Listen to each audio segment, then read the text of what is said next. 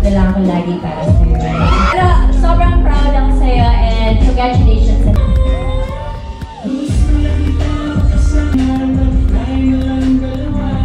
Ngayon mga kachika, nakakalungkot lang may mga nagsasabi kasi na scripted daw lahat ng ginawang sweetness ng Kim Pao dyan.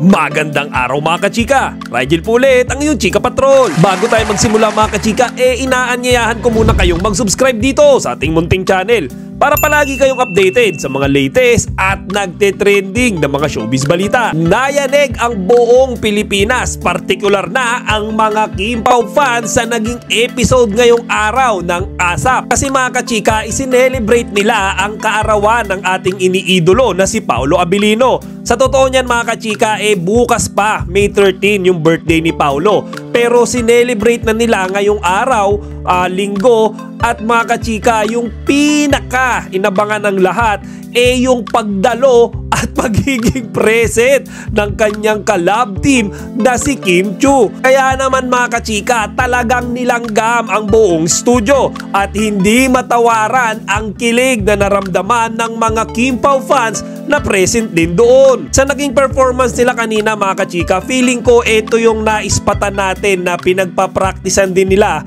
nung nakaraang content ko nung nasa studio sila ni Kim Chiu, nung nagkita sila. Kaya feeling ko mga kachika, tama yung hula natin na para nga iyon sa gaganaping birthday celebration ni Paolo Abilino sa ASAP. Panoorin natin ito mga kachika.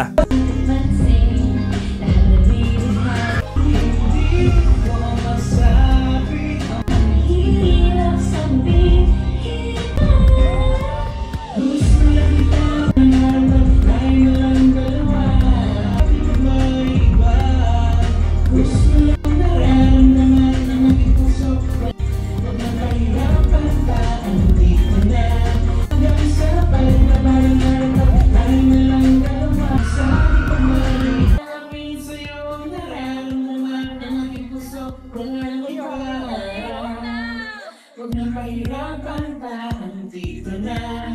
Gusto lang kita magkasama hanggang sa paglaban tayo lang dalawa. Hindi na masabi pag may iba. Gusto lang naman namin sa'yo, nararamdaman ang aking puso, wala nang iba. Huwag lang pahirapan pa, andito na. Tambay po, interview po, and pasok po Sir Mark and Robbie. Ilan po natin yung interview.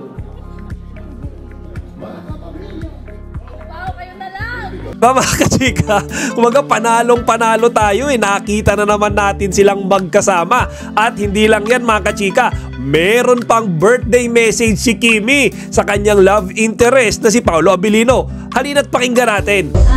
Boss BMC, bilang secretary mo, nandito lang ako lagi para sa'yo.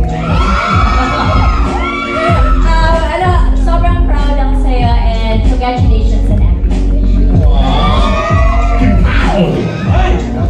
Isang pinagmamalaking Pinoy Tinasler na naman ang mapapanood po natin on Free TV. Congratulations!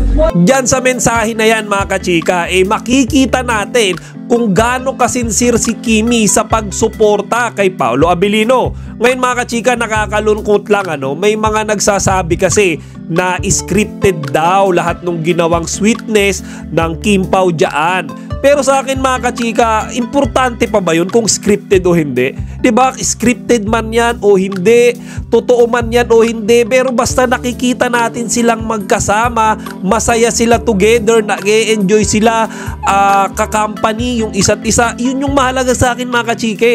Kumaga, utusan man sila ng director or hindi man sila utusan, basta nakita ko silang happy, okay na ako doon. Malay ba natin mga kachika, gulati na lang tayo ng Kim Pao isang araw. Baka mamaya isa publiko na lang nila bigla na silang dalawa official nang magjowa. Kayong mga kachika, pinakilig din ba kayo ng Kim Pao sa naging performance nila kanina sa ASAP? Kung oo, ilagay nyo lang dito sa comment section para mapag-usapan natin. Chika Patrol, signing out! Chika, huwag nyong kalimutan mag-like, comment, and subscribe. Para sa iba pang mga celebrity news, i-click lamang ang mga videos na ito.